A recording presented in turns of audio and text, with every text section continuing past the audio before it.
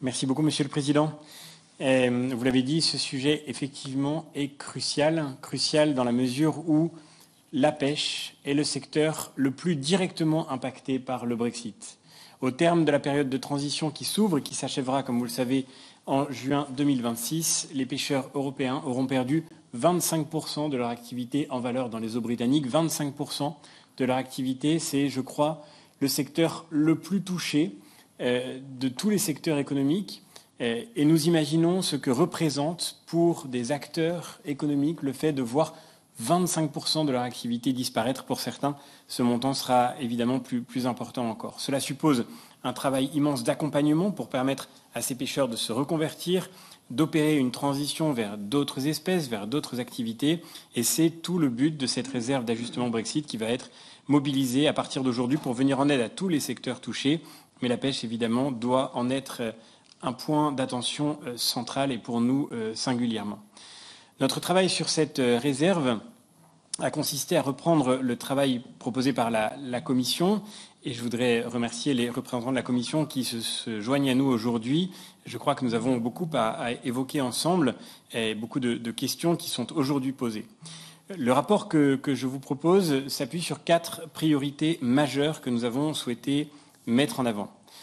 Le premier point concerne la base juridique. Nous avons voulu définir une base juridique qui soit claire afin de garantir que les aides qui vont être allouées au titre de cette réserve d'ajustement Brexit vont pouvoir effectivement être mobilisées sans rentrer en contradiction avec le régime des aides d'État. C'est un point fondamental. Nous savons très bien que le risque serait de rentrer dans une insécurité juridique que les explications qui nous sont aujourd'hui fournies de manière informelle ne suffisent pas à dissiper. Le deuxième point, la deuxième priorité était pour nous d'étendre la période d'éligibilité de la réserve d'ajustement Brexit. Aujourd'hui, les fonds ne pouvaient être mobilisés que sur une période relativement courte. Il nous paraissait nécessaire et cohérent d'étendre cette période d'éligibilité jusqu'à juin 2026, puisque par définition, c'est le moment où l'impact sera le plus fort sur la pêche européenne. Il serait évidemment incohérent qu'il n'y ait plus de financement disponible au moment où l'impact se fera le plus perceptible. Le troisième point concerne l'affectation des fonds à l'intérieur de la réserve d'ajustement Brexit. Aujourd'hui, cette réserve, qui a été initialement largement pensée pour la pêche, ne contient pas de critères obligatoires pour les États membres en matière d'investissement sur le secteur de la pêche. Ce qui signifie que des fonds qui ont été alloués au titre de la pêche pourraient, selon l'arbitraire volonté des États membres, être mobilisés pour d'autres filières, pour d'autres secteurs. Dans l'abstraction, on pourrait même imaginer qu'un État membre, comptant pourtant de nombreux pêcheurs touchés par le Brexit, ne leur affecte pour autant aucune aide issue de cette réserve. Et il nous a semblé que, dans une perspective de lisibilité, de clarté, sans aucune espèce de soupçon à l'égard des États membres, mais pour garantir une forme de prévisibilité au secteur de la pêche qui en a évidemment beaucoup besoin, il nous a semblé utile de garantir par une affectation plus contrainte les fonds affectés à l'intention de la pêche à ce secteur dont, encore une fois, le développement aujourd'hui est directement corrélé à sa capacité de prévoir pour l'avenir. C'est le secteur qui a sans doute été le plus affecté par le manque de visibilité et c'est celui qui a le plus besoin de pouvoir se projeter dans le futur. Enfin, j'arrive à la quatrième priorité de notre travail sur ce rapport, sans aucun doute la plus sensible, celle qui concerne la clé de répartition des fonds. Cette clé de répartition suscite bien des débats, je le sais. C'est le cas en commission régie, c'est le cas en commission budget. Sans doute sera aussi le cas dans notre commission pêche. Je voudrais commencer par dire que mon but n'est en aucun cas de faire prévaloir l'intérêt d'un État membre ou de plusieurs États membres par rapport à d'autres. Il me semble que notre préoccupation collective doit au contraire être d'aboutir à la clé de répartition la plus cohérente, la plus transparente, la plus logique qui soit, et donc celle dont nous pourrons le mieux faire la pédagogie auprès des pêcheurs, qui sont évidemment les premiers concernés. Aujourd'hui, nous sommes devant une clé de répartition dont beaucoup s'accordent à dire qu'elle est difficile à comprendre dans sa construction et dans sa structuration. D'abord, sur la question de la pêche en tant que telle, nous avons souhaité faire évoluer le critère de dépendance qui était jusque-là utilisé. Initialement, il s'agissait de calculer les prises nationales dans les eaux britanniques rapportées aux prises nationales totales les prises nationales totales sur les prises nationales dans les eaux britanniques. Pour nous, nous voulons retenir l'idée que ce qui doit entrer en ligne de compte dans la répartition des fonds au plan européen, ce sont les prises nationales dans les eaux britanniques sur le total des prises européennes dans les eaux britanniques. Cette répartition paraît infiniment plus logique, je crois. Nous avons des moyens à mobiliser, nous devons les affecter proportionnellement à l'impact dans chacun des États membres. Pour un pêcheur touché par le Brexit, la question de savoir si d'autres pêcheurs de son pays pêchent dans d'autres eaux territoriales qui ne sont pas liées au Royaume-Uni est finalement de très peu d'importance. Sa position et la destruction de la valeur à laquelle il doit faire face, elle est exactement identique, quelle que soit la situation de son État membre par ailleurs et son accès à d'autres eaux. Le deuxième aspect, c'est qu'il nous semblait indispensable, dans une perspective de justice, d'écarter les secteurs économiques qui ne sont pas touchés par le Brexit. Et aujourd'hui, toute l'analyse économique nous montre, par exemple, que le secteur des services financiers va connaître un impact qui sera au moins ambivalent. Il va certainement perdre des actifs, mais il va aussi en gagner. Il nous semblait relativement inéquitable de mettre en relation ces secteurs-là, un secteur comme celui-ci, avec le secteur de la pêche qui est manifestement et de manière unilatérale perdant dans le moment du Brexit. Nous voulons que la part de préfinancement qui est utilisée pour faire face aux dommages causés à la pêche ne soit pas seulement lié aux poissons pêchés dans les eaux britanniques, c'était la rédaction initiale de la Commission, mais à tous les produits de la pêche, à toutes les activités de pêche, pour pouvoir intégrer aussi les crustacés, les coquillages, les seiches et les encornets, qui, comme vous le savez, ne font pas partie au sens littéral du terme des poissons. Enfin, sur les autres secteurs que la pêche, il nous a semblé aussi utile d'écarter le critère de dépendance que j'évoquais tout à l'heure et d'appliquer la même logique à d'autres secteurs comme celui du commerce et puis de supprimer pour la deuxième tranche le seuil de 0,06% du RNB par pays qui était fixé par la Commission sans là encore avoir de véritables bases de justification de manière à permettre à tous les États membres d'accéder dans la mesure du possible à cette deuxième tranche, dans la mesure surtout des besoins qu'ils auront à faire valoir. Enfin, quelques points qui ne sont pas parmi ces priorités, mais qui me paraissent suffisamment importants pour être relevés ici.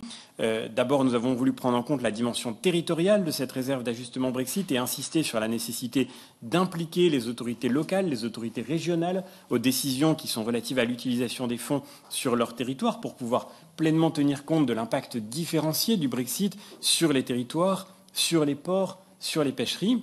Le deuxième élément que je voulais relever, c'est qu'il nous a semblé important que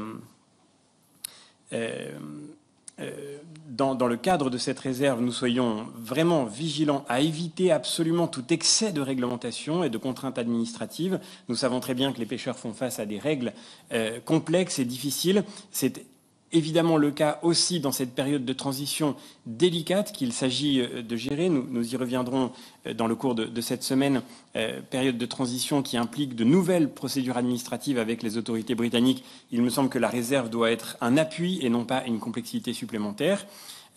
Enfin, le dernier point que je voulais souligner est un point qui a pu, je sais, susciter quelques questions parmi certains, pour certains d'entre vous.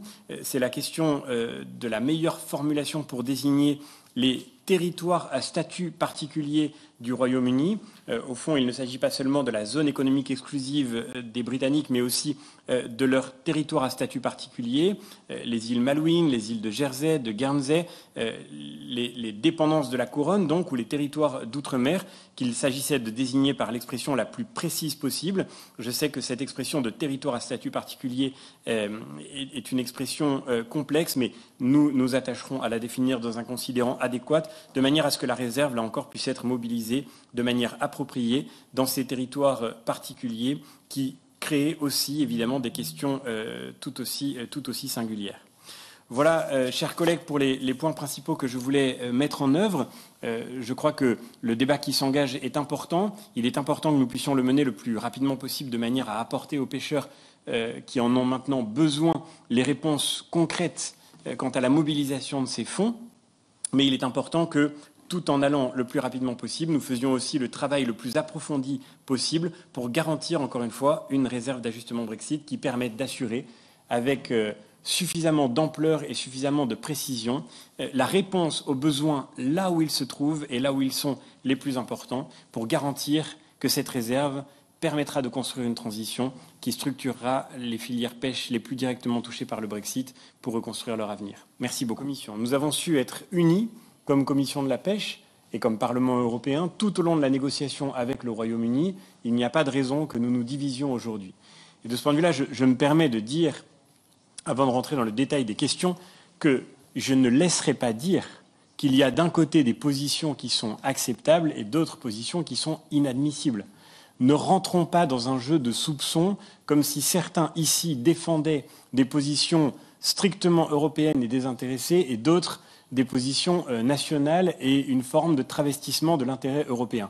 Je le dis d'autant plus que j'ai commencé mon propos sur la question de la clé de répartition, qui soulève évidemment le maximum de débats, en disant que ce qui était le plus important, c'est que nous cherchions précisément une clé de répartition qui soit la plus transparente, la plus logique, la plus cohérente et la plus explicable possible. Et à aucun moment, je n'ai fait intervenir dans mon propos un quelque intérêt national que ce soit. Certains collègues qui n'hésitent pas à dire que c'est la position de la France qui est défendue ici, immédiatement après expliquent que c'est parce que l'Irlande est très touchée qu'il faudrait garder la clé de répartition telle qu'elle est. Pardonnez-moi, je ne veux pas, moi, rentrer dans ce soupçon d'intérêts nationaux et je ne vous accuserai pas de défendre les intérêts de votre État membre. Nous sommes capables de discuter ensemble de manière constructive et de regarder les choses avec exigence. Ce n'est pas la position de la France que j'ai tenté de défendre, et les questions que j'ai posées à travers ce rapport ont été posées, y compris par la Cour des comptes européenne. La Cour des comptes européenne ne défend pas un intérêt national. Elle exige, elle aussi, la transparence dans nos processus budgétaires. J'entends dire, M. Søren Gade le disait, que cette clé de répartition, nous ne pouvons pas y toucher parce qu'elle est le produit de l'accord qui a été passé entre les chefs d'État au Conseil comme partie de la négociation globale sur Next Generation EU. La première chose, c'est que nous ne trouvons nulle part trace de cet accord au Conseil. Et la deuxième chose que je voudrais dire, c'est que nous sommes le Parlement européen et que, comme parlementaires, nous avons le devoir de travailler à construire pour nos concitoyens une procédure budgétaire qui soit, encore une fois, transparente et lisible. Nous n'avons pas ratifié comme une machine à enregistrer des décisions qui auraient été prises entre deux portes, entre chefs d'État, dans le cadre d'une autre négociation. Ce qui nous importe ici, c'est de venir au secours du secteur de la pêche et je rejoins parfaitement ce que disait le Président tout à l'heure. Il me semble fondamental que nous puissions apporter le même niveau d'aide à tous les pêcheurs en fonction de l'impact qu'ils subissent sur leur propre activité à la suite du Brexit. Cher Peter Van Dalen, je tiens d'abord à vous rassurer. Quand nous parlons des territoires d'outre-mer, il ne s'agit évidemment pas des territoires d'outre-mer de nos États membres. Il s'agit des territoires d'outre-mer ou des territoires à statut particulier britanniques dans lesquels la pêche aura un impact. Les territoires d'outre-mer de nos pays ne sont bien sûr pas touchés. Et il est évidemment hors de question d'aller apporter un soutien à des pêcheurs de la Réunion qui ne seront en aucun cas affectés par le Brexit. Mais justement, et c'est là que nous en arrivons à la question fondamentale de ce critère de dépendance. Le critère de dépendance tel qu'il est formulé dans la proposition de la Commission me paraît précisément un critère très national et très peu européen. Si vous êtes un pêcheur breton, un pêcheur normand, le fait de savoir que des pêcheurs réunionnais vont continuer leur activité normalement ne change rien à l'impact que vous éprouvez. Le fait qu'il y ait d'autres eaux qui ne seront pas concernées par le Brexit n'a aucune pertinence pour évaluer le lieu où le dommage est subi. Et notre seul et unique but doit être non pas de faire prévaloir un intérêt national, en effet. Et je pourrais dire que ceux qui veulent maintenir cette clé de répartition, si je rentrais dans cette logique-là de soupçon et de critique et de jugement moral, je pourrais dire que ceux qui veulent maintenir cette clé de répartition cherchent à défendre un intérêt national. Moi, ce qui compte pour moi, c'est que là où l'impact est le plus réel, l'aide soit la plus importante. C'est tout. Et nous savons très bien, évidemment, que l'Irlande sera violemment touchée par le Brexit. Et il faut, bien sûr, que l'aide aille aux pêcheurs irlandais dans l'exacte proportion de l'impact qu'ils vont subir. Exactement de la même manière pour les pêcheurs néerlandais, pour les pêcheurs belges, pour les pêcheurs français, pour les pêcheurs espagnols, pour les pêcheurs italiens, bref, pour les pêcheurs européens. Nous sommes suffisamment responsables ici, je le crois, pour savoir que ce qui compte pour nous, c'est d'apporter l'aide là où elle est la plus nécessaire. Et c'est, je crois, ce qui doit se jouer dans cette clé de répartition. Je le redis, la clé de répartition telle qu'elle est présentée aujourd'hui me paraît difficile à justifier au regard de la manière dont l'impact du Brexit va réellement se déployer. Je reprends, Madame O'Sullivan, les mots que vous avez mis en avant. Ils me paraissent parfaitement rigoureux dans les priorités que nous devons nous fixer. Solidarité, équité, justice. Je crois que c'est notre but, notre objectif. Et il me semble qu'il n'y a pas d'un côté des gens qui voudraient maintenir la clé de répartition et qui défendraient l'intérêt européen et d'autres qui voudraient en rediscuter et qui défendraient un intérêt national. Chacun pourrait rentrer dans cette espèce de spirale de soupçons si on le voulait. Ce qui compte, encore une fois, c'est d'apporter des arguments suffisamment clairs pour que nous puissions, à la fin, obtenir le résultat le plus transparent et le plus efficace possible. Je termine peut-être sur des points plus précis. Je ne voudrais pas revenir sur tout ce qui a été évoqué par chacun d'entre vous. Pour Madame Conté, effectivement, il me paraît fondamental que nous puissions avoir la même souplesse que lors de l'intervention vis-à-vis du Covid, et c'est justement ce que nous avons tenté de faire en retravaillant sur la base juridique. Sur la question de l'extension de notre responsabilité sur ce texte d'une manière générale, Madame O'Sullivan, vous vous étonniez que nous nous soyons saisis dans notre proposition de rapport, que je me sois saisi aussi des questions liées au commerce, par exemple. Je crois que c'est d'abord le périmètre qui nous est conféré par la conférence des présidents dans la répartition des compétences de notre commission sur ce texte précis. C'est aussi parce que, d'une certaine manière, tout est lié à la pêche. Je veux dire par là que la manière dont les autres secteurs vont être pris en compte aura évidemment un impact sur le secteur de la pêche. C'est aussi, cher Peter Van Dalen, la raison pour laquelle nous avons évoqué l'aquaculture. Elle apparaît en un seul mot, dans un seul article du rapport. Ce n'est pas, me semble-t-il, excessif. Ce texte, de manière générale, va prendre en compte tout le secteur du commerce, tous les secteurs, peut-être même le secteur des services financiers qui est en cause. Il n'est pas absurde de penser que l'aquaculture, elle aussi, pourrait être potentiellement affectée. Nous ne disons pas qu'il faut réserver une partie des fonds à l'aquaculture, mais qu'il faut l'intégrer dans les secteurs qui sont éligibles au cas où un impact négatif viendrait à être démontré à une mesure de soutien et de solidarité. Sur la question des produits de la pêche, cher Peter, je crois y avoir également répondu. Il s'agit d'étendre effectivement le champ au-delà des poissons, parce que les crustacés, les seiches, les encornets ne rentrent pas dans les poissons. Je ne parlais pas du poisson pané avec de la panure dessus, mais seulement de ces produits de la pêche qui sont les produits que nos pêcheurs vont également chercher aujourd'hui dans les eaux britanniques et qu'ils pourraient perdre.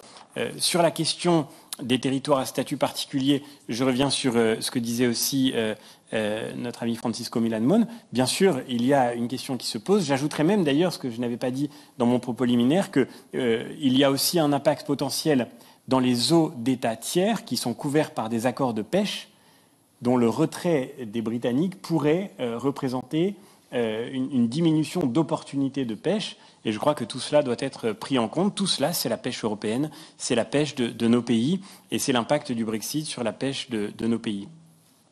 Je rejoins tous ceux qui ont affirmé, comme notre collègue Huitma par exemple, qu'il faut prendre en compte des critères objectifs pour apporter l'aide nécessaire au terme de cette réserve d'ajustement Brexit, ou bien, comme Madame Bilbao, que c'est là où l'impact est le plus réel que les moyens doivent aller. Enfin, je crois avoir répondu à un certain nombre de questions posées sur l'organisation de cette réserve et sa mobilisation. Et je termine en vous disant simplement qu'il me semble fondamental que nous puissions avoir, à partir de maintenant, dans la période qui commence, la discussion la plus ouverte possible, et je suis vraiment très ouvert à la discussion, à condition qu'elle ne soit pas traversée par des soupçons ou des anathèmes qui me paraissent pour le coup très décalés par rapport à la réalité des enjeux.